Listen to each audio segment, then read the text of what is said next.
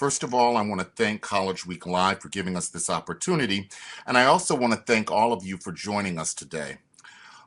Today we're going to do an anatomy of several college admissions essays, and we'll see how they grew from idea to the final product. And these are essays that helped students tell their stories in unique and compelling ways and help to get them into the colleges of their choice. First, just a little bit about Right for the Future. We worked with hundreds of students over the past 5 years through both our individualized program and our workshops. Our method uses the tools of journalism to help students become better writers and also to help students tell their stories in a powerful way in their own voices with compelling prose. Our students have won admission to many colleges, including Harvard, Bard, Yale, Morehouse, Columbia, Syracuse, Gettysburg, Wheaton, Vanderbilt, Syracuse, many more. And you can read our students' essays on Huffington Post. Now, let's start talking about the essay and how do you produce a good essay that will help you tell your story in a way that appeals to college admissions officers, but also in a way that is authentic to your own voice. So, in doing so, we're going to begin with opening lines. One of the reasons why we're going to start looking at the opening lines and opening sentences of college admissions essays is because those first lines are so crucial. I've been interviewing admissions directors across the country for a book I'm writing on the admissions essay, and most of them say that the first line is important, or the first few lines are important because they want to get hooked from the beginning. So let's take a look at some of the opening lines of some of our students who've gone through the program. Here's one from Ian Batts, who was accepted to Harvard. He's now doing a gap year. His opening line: by the time I reached ninth grade, my 10 fingers each had a story to tell. I had broken them all in different football injuries. Here's another from a student who's a freshman at Wheaton College, sophomore rather, at Wheaton College. The bullet pierced my chest. I fell and struggled for life in an Iraqi desert. Another one from Robert Plumber, who is a freshman at Cornell. My back smacks the ground as all air escapes from my lungs. I lay on the floor gasping, beads of sweat rolling down my forehead. I have been clotheslined while going for a layup. I take a minute to admire the ceiling of the South Bronx basketball gym. Another from a student who's now a sophomore at Spelman College. She was more than a best friend. As an only child, she was the sibling I never had. I lost her on my third day of high school. I wasn't ready for her death, but at 99, she moved on anyway. And two more. One from a student who's now a sophomore at University of Pennsylvania. He began his essay this way. I entered seventh grade with a mustache that made me look like I was 30. My thin legs made me ripe for the nickname of Frog. Then my height turned me into Godzilla. I can't forget the flat feet that forced my uneven walk. On top of it all, I had a stutter. I felt like a misplaced piece of a puzzle carelessly thrown in the wrong box. And finally, one more. I felt alone on the football field of my team's biggest rivals. Yes, it's just me, the only player on the field against the team of 11, against the other team of 11. They all run for me, and the only line of defense is myself. Now, those are the beginnings of 6 essays. And of course, before those students began those essays, those students challenged themselves through a process of engaging questions about their lives and their experiences, and threading and weaving the answers to those questions into the essays. That's the first step in our view of writing a strong college admissions essay. There is a question that we ask students because we think it helps them to look or compels them to think about their lives and what they see in their lives and the most important moments in their lives as material to begin the process of finding an original idea that tells their unique story. So here's the question. All of these essays grew from this question. We ask students, if you or a movie director were going to take your life from birth to now and do a movie, what would 5 scenes or moments of that movie be? We'll repeat the question. A movie director is going to take your life and turn it into a movie from birth to now, in most cases now means 17 or 18 years old, what would 5 scenes of that movie be?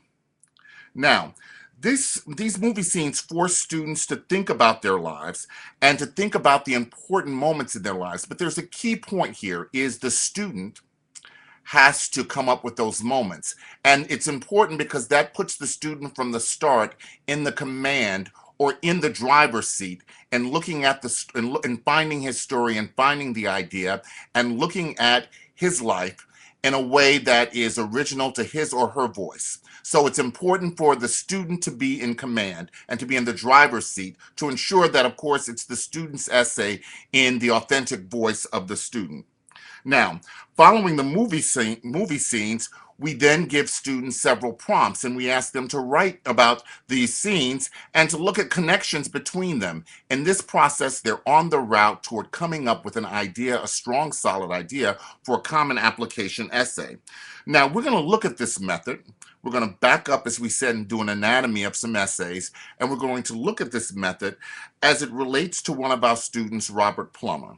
If we remember Robert Plumber, who's now, again, a freshman at Cornell, he began his essay with the scene at the South Bronx Gym, which we have up right now. My back smacks the ground as all air escapes from my lungs. I lay on the floor, gasping, beads of sweat rolling down my forehead.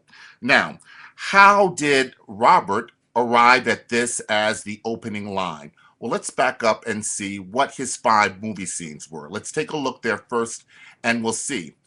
Okay, so his movie scenes were: 1, his decision to join an a cappella group; 2, crashing into the television once when he was a young boy, 3 or 4 years old; 3, deciding to continue football. He was a football player, track, as well as basketball player, and he toyed with the idea of dropping football at one point. The 4th scene, the Scarsdale athlete. He grew up in the suburb of Scarsdale, New York suburb of Scarsdale, a Scarsdale athlete playing basketball in the South Bronx. And the last scene was growing up with medicine and science. His father is a physician, and so he actually, that helped to actually inspire a lot of his interest in science. So these are the 5 scenes that Robert has. Now, so we then probed him to look at these, to write about each of these scenes with questions that looked at the importance and the relevance of these in his life. And it's important in doing so, we asked him to think of specific moments. Specificity is key. Showing, not telling. Give us examples of the relevance of these scenes in your life. That was our question. And so let's look at one of his free writes. Here it is. This was one of the free writes in response to joining the a cappella troupe. And I'll read this. Let's read along here. When I told my father that I tried out for the a cappella troupe and had made it, he replied, "You're not a girl, Robert. Stop trying to be like your sisters because you're wasting your time." In response to this, I did not truly understand what my father was trying to say. I had a passion that was burning nearly as brightly as my infatuation with athletic activities, and I intended to pursue it. A few days before my talent show performance, I was also training for the outdoor track and field national championships in North Carolina, and I had to leave practice early so that I could practice with my singing troupe. My coach, in response to this, said, "Is singing going to get you into college, or is track and field?" Again, my coach was missing the fact that I had 2 passions in my life, and in the same way that track and field got in the way of schoolwork was the same way in which I was going to give up some time to spend give up some time spent on the track to become a better singer. Standing up to my coach and father for the sake of both talents was very painful but necessary interactions that ensured that my point of view was respected. So from here, we asked Robert to think about how sports perhaps formed the tenacity in his life to be able to stand up to his father as well as the coach, and to give us more examples and moments of that, of standing up, and to look at why singing was so important and what that says about who he is and his personality. So after several probing questions about these free writes, we were then ready for an outline, and we then weave them together or thread them together He threaded them together in an essay that tells his story. And so let's go to the essay, the final draft, and see how he actually threaded and composed all these pieces of his life into an essay of 650 words. My back smacks the ground as all air escapes from my lungs. I lay on the floor gasping, beads of sweat rolling down my forehead. I have been clotheslined while going for a layup. I take a minute to admire the ceiling of the South Bronx basketball gym. I played basketball in the suburbs for years, but playing in the intensely competitive city leagues is always a different, humbling experience. How long will it take to catch my breath this time? Strangely enough, all I can think about right now are the lyrics to one of my favorite songs, Viva la Vida, in which the singer reminisces about the time he ruled the world. Clearly, I do not rule the world here. My mind is overtaken by the complexity of the song until my teammate pulls me up, snapping me back to reality. This game marked my moment of truth. In those seconds on the ground, I realized that I would never feel complete until I acted on my passion for singing. From early on, sports functioned as the main expression of my competitive nature. The more the merrier was my father's philosophy. When it came to participating in sports, and I agreed, when it came to participating in sports, and I agreed. I excelled in varsity football, basketball, and track and field, and was quickly labeled a triathlete by my family and peers. I had a natural propensity for sports, but my musical aspirations went unnoticed. Then came the school talent show in my sophomore year. The all-male a cappella group performed. I realized I could no longer ignore my desire to sing and perform. The perseverance and strength I learned through multiple sports gave me the tough resolve to do something completely unexpected. 1 week later, I auditioned for a cappella and I made it. I was ecstatic, but my decision to join faced a great deal of opposition. So the essay continues. When I told my father I made the troupe, he killed my excitement with a disapproving look. Stop trying to act like your sisters, he said. You should be focused on your athletics. My track and field coach was even more disturbed because I was supposed to be training for the upcoming national championships in North Carolina. When I would leave practice for early for a cappella rehearsals, my coach would exclaim, "Is singing going to get you into college or is track and field?" At that point, my father and coach had yet to see the fruits of my labor. Despite these discouraging moments, I continued to trudge forward in pursuit of my goal. I was going to sing in that talent show no matter what. Then everyone would be able to appreciate a side of my personality I had concealed my entire life. 7 days before flying off to the National Track and Field Championship, I boldly approached the center of the high school stage with my a cappella troupe. My orange and white basketball jersey glistened under the headlights. I stepped forward and seized control of both the microphone and the direction of my life, serenading the audience with my Viva la Vida solo. I was singing to my father, coaches, and all who'd miscategorized me before. Performing on stage freed me from the constrictive box that held me captive for years. I was consumed by pure happiness when the audience roared with thunderous applause. I had finally achieved the perfect balance between my two talents. Nothing will ever diminish my love for sports, but joining a cappella provided me with the opportunity to illustrate the depths of my character and personality. Finally, with my two passions coexisting in perfect harmony, I felt like I truly did rule the world for the first time. Now, again, what we see here is what Robert has demonstrated is the tenacity of his versatility and the tenacity of his appreciation of his talents. And he, as you can look at the way that he threaded that together, we see that he loves sports. We see that he has a passion for sports, and we see how that formed his personality and how that also demonstrates how committed he is to the endeavors that he undertakes. But the key here is that we see this through details. We see this through specificity, specific instances and moments. He weaves those in, which also highlight other aspects of his personality. That is how we grow from movie scenes to free writes to the actual essay. Now, the next essay we're going to talk about it deals with a student who came to us with his movie scenes. When our first meeting with his movie scenes were centered largely around something that happened in his life that at the time was very disappointing and troubling. It was a divorce. His parents divorced. And of course, divorce is a common phenomena in American life. And so one of the most interesting things that came out of one of the interviews with several actually, but one admissions director that I interviewed stated it very clearly is that he said he reads many heartwarming essays about students who've gone through tragedies like losing a parent, losing a friend, parents divorced, family separation. But he says that those stories are very compelling, and the details of them are often very heartwarming and and bring tears to his eyes. However, that fact that they stir his emotions, that is not enough to get a student into college. That what you need to show if you are going to write about something like this is you need to show your growth. How did this experience change you and shape your personality? How does it demonstrate the growth of your personality and your maturity? How does it impact your life, so to speak?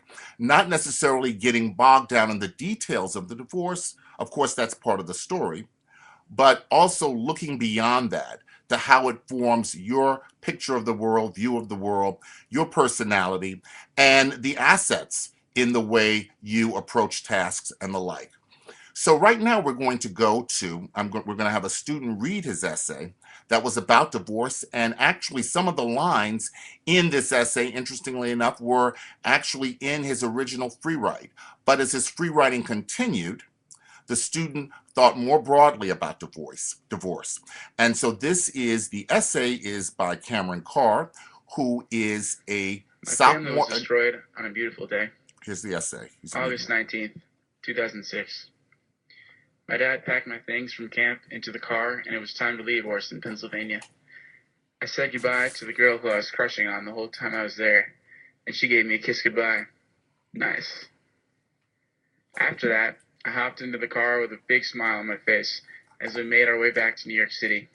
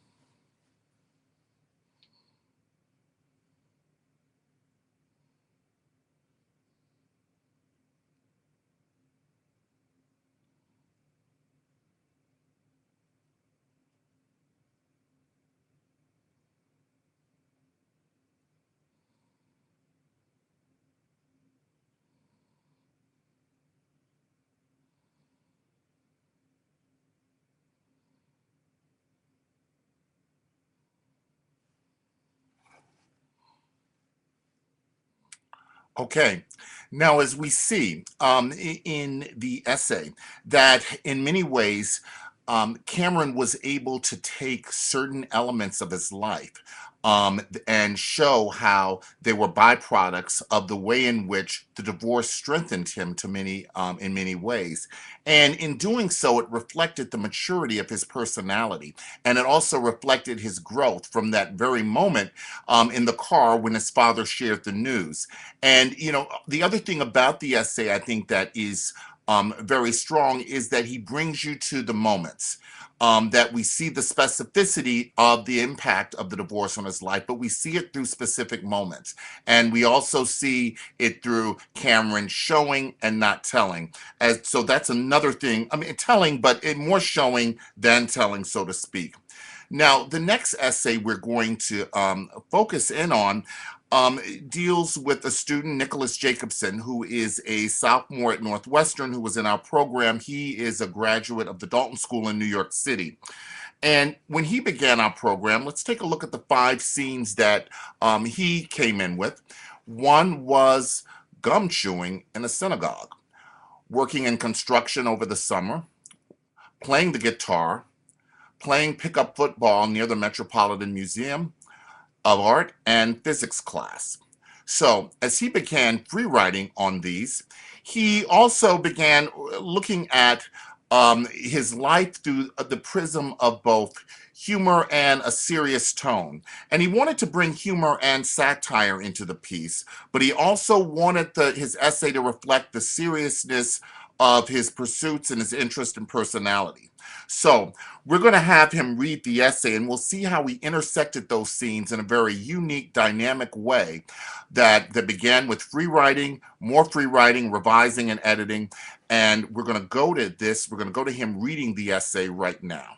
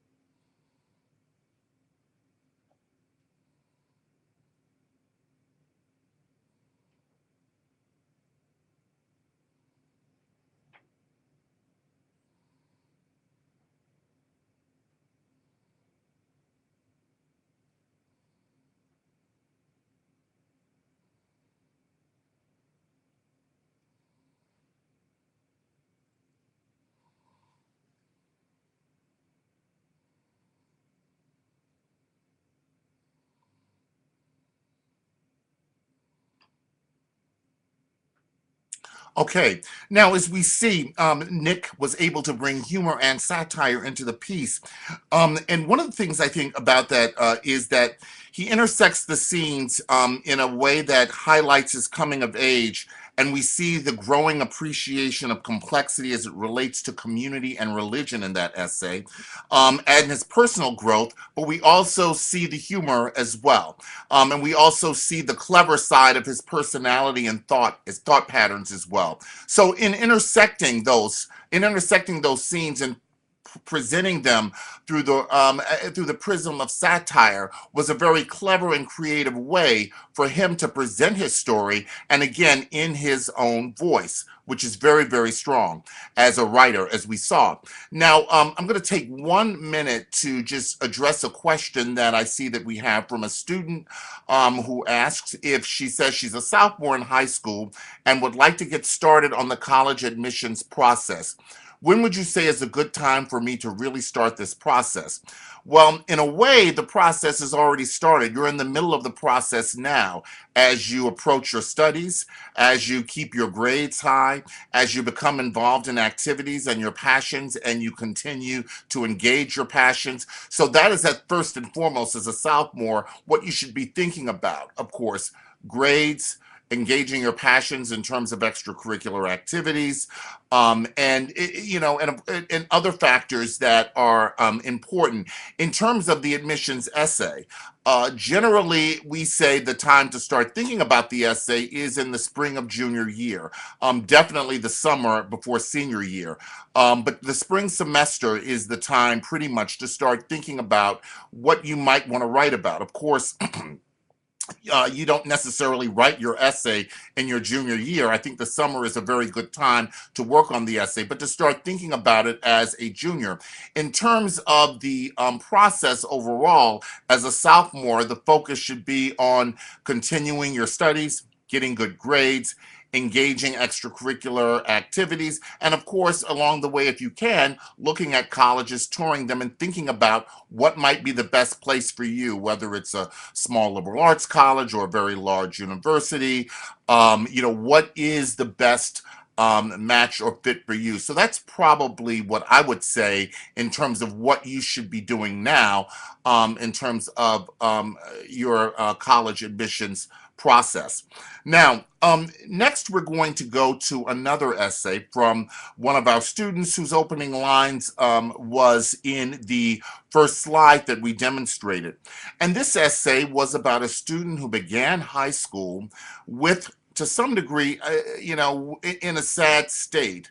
She'd been a very strong student, but on the third day of high school, she lost a friend. As we remember, let's just read the opening line again of Chloe Mondesir's essay. Chloe is now a sophomore at Spelman College.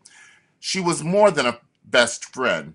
As an only child, she was the sibling I never had. I lost her on my third day of high school. I wasn't ready for her death, but at 99, she moved on anyway. So Chloe pulls us into the piece in a very, very vivid way, in a way that makes us look at how she was knocked out of her comfort zone, losing a very close friend. And as we see the age 99, it entices the reader. And so she brings the reader in a compelling way that makes the reader want to know and see more. But let's back up and let's first look at what Chloe's scenes were, her movie scenes in the first exercise. The first one was her involvement in a youth group at her church. The second one was the death of Mildred, her great grandmother. The next one was performance and dance. Chloe's a dancer. The next was managing a best friend from long distance who left her community, but they remained friends in a long distance friendship. And the final one was her first day of high school. So from here, we asked Chloe to write about these scenes. And in particular, we looked at the death of her great grandmother, Mildred. And Chloe did a lot of free writing on her great grandmother. And she wrote some amazing, amazing free writes. And so we talked about one of the things about the challenge in her piece is Number one is making sure the essay was not so much about her great grandmother, who was an amazing person, but that it showed the influence of her great grandmother on her and how that manifested itself in her life today. So that was the key. That was the key challenge for her when writing about the influence of someone else. You don't want that person to dominate the essay. The purpose is, of course, for your story to come through. So you had to demonstrate the impact of your grandmother's life, her grandmother's life, great grandmother's life in this case, on her own, on Chloe's. And so now we're going to take a look at Chloe's essay, and we'll see how she was able to weave all of these factors together into an essay. As she writes here, she was more than a best friend. As an only child, she was the sibling I never had. I lost her on my third day of high school. I wasn't ready for her death, but at 99, she moved on anyway. I found myself alone and against the world in a foreign place called high school. But in the years since, I reminisce on the unique influence of my great grandmother's presence in my life then and even now. Her death devastated me, but the experience of pulling myself up from my grief prepares me for my future more than anything else. Her name is Mildred, and I can still see her in my present. Her smile, slowly opening up, leading the way to the rest of her golden face. Her plump, petite body relied on her wooden cane, but her impact on our family for generations was larger than life. I would walk into a room. Chloe, darling, she'd say. No one ever made me feel so special just by saying my name. We played every game together, dolls and dominoes. We went many places together, from Grandma's backyard to Atlantic City. Today, most of my high school friends see me as an older, wiser soul. I need not wonder why. It grows out of the experience of having a close companion, or really a girlfriend, so many years and 3 generations apart from me. Mildred's influence touches the lives of so many people I impact with today. My friend Brittany came to me last year more stressed than ever. Her father died as she was juggling junior year academic pressure with comforting her mom, who, after the death of her husband, didn't want to be left alone in the house. Brittany, darling, we'll work it out. The Mildred in me spoke loudly as I helped Brittany face her own grief while brainstorming hobbies and activities that would help her mother get beyond the pain.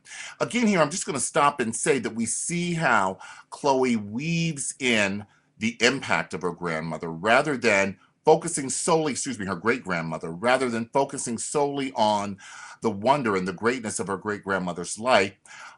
Which is very tempting, of course, because she admires her great grandmother so much and the relationship was so strong.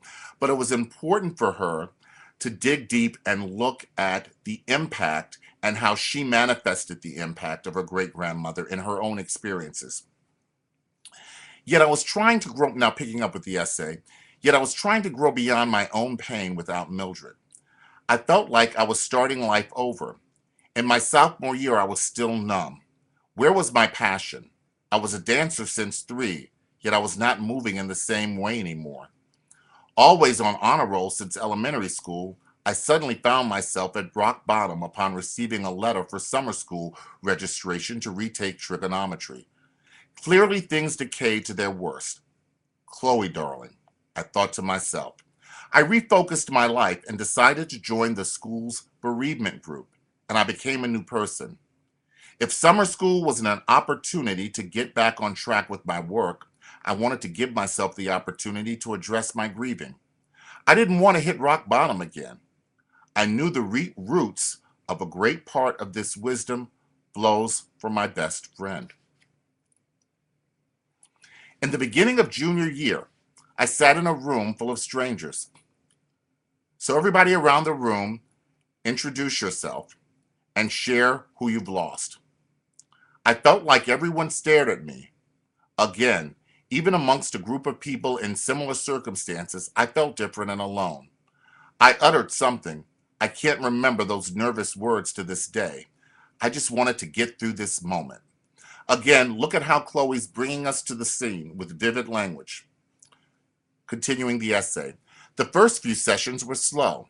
By mid-year, I was comfortable, and the question became, so how do you feel about your loss now?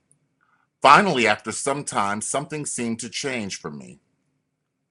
Quote, I feel like this has helped me. I no longer feel as burdened being able to just talk about her as before. I feel better about the loss now. I could see everyone was taken aback, as I was. In that moment, I suddenly saw the value of time and therapy. I knew then that the entire time I struggled to be comfortable in the group of strangers was necessary for me to reach this fluid stage in my life. I found my future, ambition, and passion in that room. I want to be a psychologist. Shortly after the confidence boost set in, I found myself dancing again, expressing emotions that were sometimes unexplainable. I tried out for the dance team. However, this dance team was different. This dance team wasn't in my comfort zone. I grew up with the powerful art forms like ethnic dance. Now I needed to master the refined technique of ballet. It was overwhelming, but I quickly realized the fight inside of me for so long. I would be the only push I would need to get through the auditions. First in my beginning stance and suddenly in my last, I knew I had done what I needed to make the team. Sure enough, I found my name on the last spot of the new dance team's roster. This was the finish line of all of my expressions thus far, from loss to struggle, from struggle to success. Every source of pain and resentment that I once felt, I learned to fuel for my growth indefinitely. I understand the importance of sharing with people, being honest with myself, and the significance of commitment in everything I do. I am better, stronger, more able and willing to grow. Now here I am ready to share it all with you. So again, as we see in this essay, it starts largely about Mildred, but it grows heavily into a look at Chloe's life and the impact of how she is the impact of how her great grandmother influenced her life. And I think that is a very important element of Chloe's story. Now, we're going to move again to another student that we saw earlier. We saw Ian Batts. Ian Batts, this is his opening line. By the time I reached ninth grade, my 10 fingers each had a story to tell. I had broken them all in different football injuries. Ian Batts. That's the opening line of his essay. Now, where does he go from there? Well, of course, if we look his scenes, we're going to look now at some of his free writing. In his movie scenes, one of the things that was the decision to leave football, and he also wrote about joining the squash team and some of his other interests, such as history. So this is one of his free writes. Moving from football to squash changed not only the way others perceived me, but also how I perceived myself. I had quit football after the end of my sophomore season because I could not continue to be injured year after year. I had not thought of what I could do next since a change of sports was non optional. Some of my friends suggested soccer. Others told me just to run cross country, but I felt unenthusiastic about trying to acclimate myself into another group after leaving the football team. Whereas sports are a large part of my life, and in the case mandatory at St. Albans, that was his school, I needed to find something that I could enjoy every day. My friends were unable to understand my point of view, so they continued to encourage sports that were the best for them, but not for me. I had played only team sports in my all-boys school since fourth grade.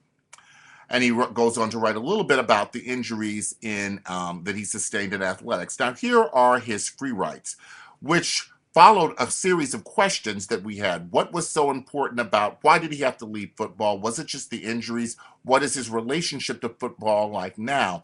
As we continued to talk, what was fascinating, and as he continued to free write, is we began to see how the evolution of his independence as a person grew as he left football, and the challenge of that in his life. So that's how he actually begins the essay, but then he moves on and demonstrates the independence and the fluidity of the independence in his life. Let's take a look at the essay here. As we see the opening line that we saw before, by the time that I reached ninth grade, my 10 fingers each had a story to tell. I had broken them all in different football injuries. They recovered stronger, and I always returned to the sport. Football had become my life starting in sixth grade. As a player and a fan, I loved watching my Redskins on Sundays. It informed my social world and identity. It was so much of my life that I became frightened when I no longer enjoyed playing on the team. Freshman year, I ignored the impulse to quit football. At training camp in August, a senior player on the team said to me, "Nobody enjoys football, including me." Surely somebody does. At least someone knew how I felt then. But for years of work, what had he gotten out of football? Soon afterwards, an injury forced me out of the rest of freshman year.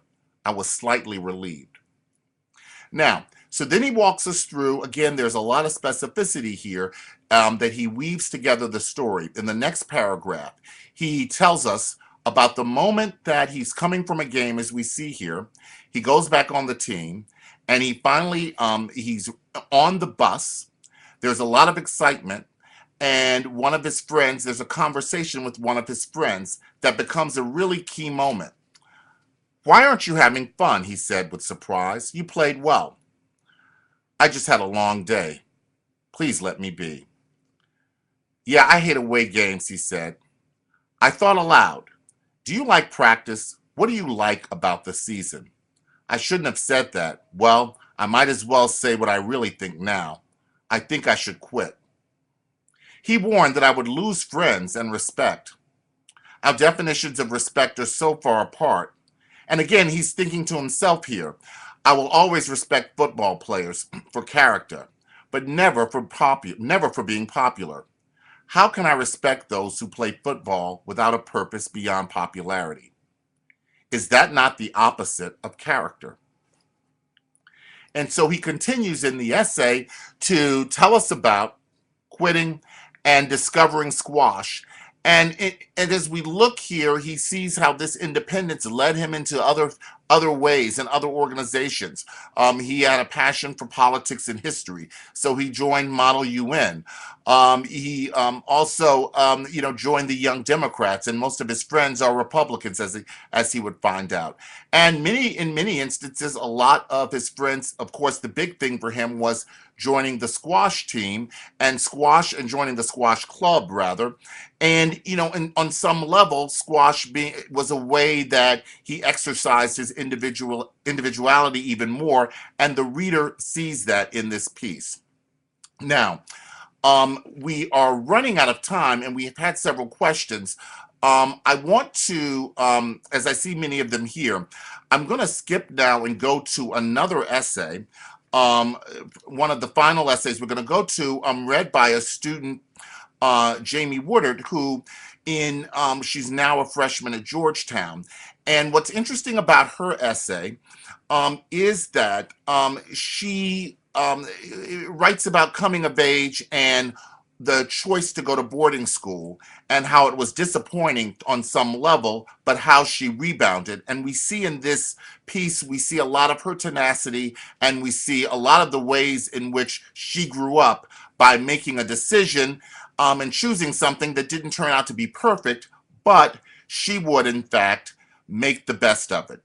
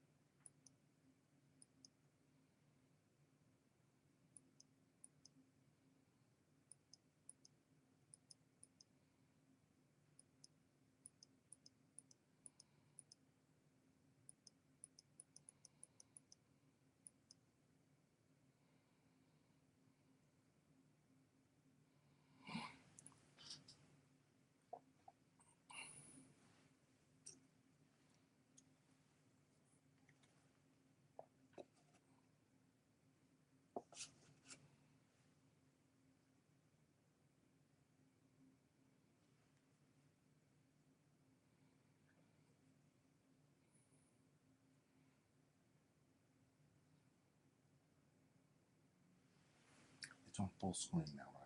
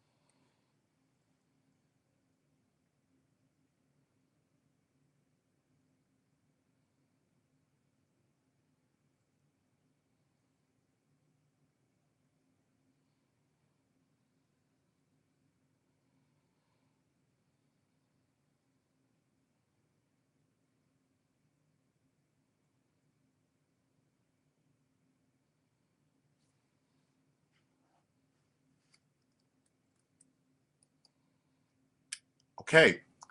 Now, so we have just a few more minutes left. And I guess one of the things that we want to do is take some more questions. I'm sorry we haven't been able to take many as we've gotten a lot here. Let's just take this next one.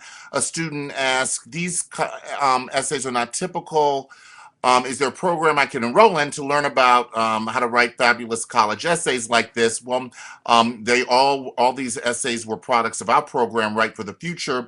You can find out about how to enroll in our program. We have many programs to help students at various levels. We also do workshops for students. We do workshops for teachers, as well as we work with students individually. You can find out more about us at Write for the Future, www.writeforthefuture.com. You could also, our essays are also many of our essays are also on Huffington Post. You can find them there. You can also follow us on Twitter, and you can follow us. You can go to our Facebook page, and if you need any information about that, us on Facebook and Twitter, you can find that on our website. Also on our website, you can send emails to us. If you have any questions, you can send emails to us at appointments at writeforthefuture.com. Now, I'm just want to underscore a couple of key components that we've learned today about the essays.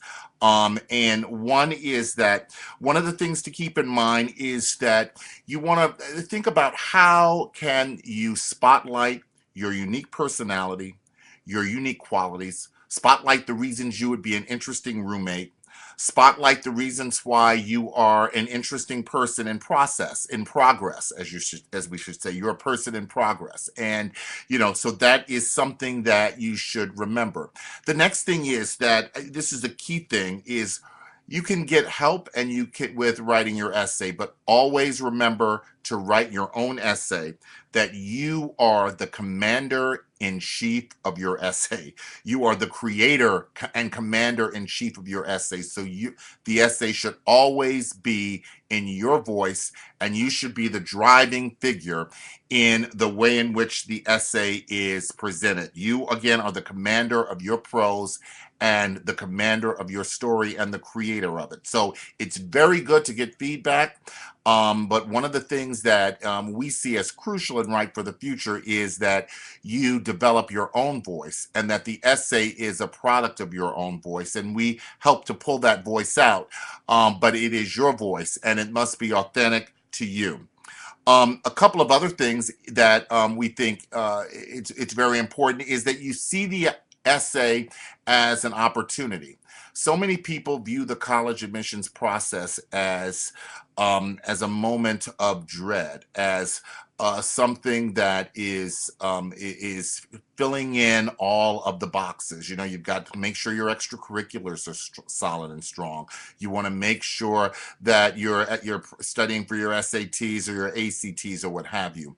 Well, I think it's important for you to try and take the essay away from a lot of that stress and use it as an intellectual coming of age. Use it as a moment of self-discovery. Use it as a moment to grow as a writer and a thinker, to not necessarily allow it to become tainted with all of the other things that, on some level, some would say the stress that can contaminate the college admissions process for many high schoolers. So let's try to take the essay and turn that into a moment where you come of age as a thinker, you come of age as an intellectual, and you come of age in terms of discovering what are some of the unique qualities of your personality and some of the underpinnings of who you are as a person.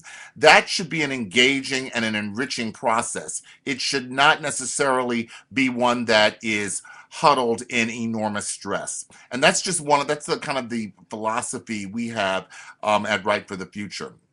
So I want to thank all of you for joining us. This was very exciting to be part of this program, and I want you to know that if you have any questions, we are only an email away. So just email us at appointments at Right for the Future, and feel free to visit our website, rightforthefuture.com. Enjoy the day, and thanks for joining us.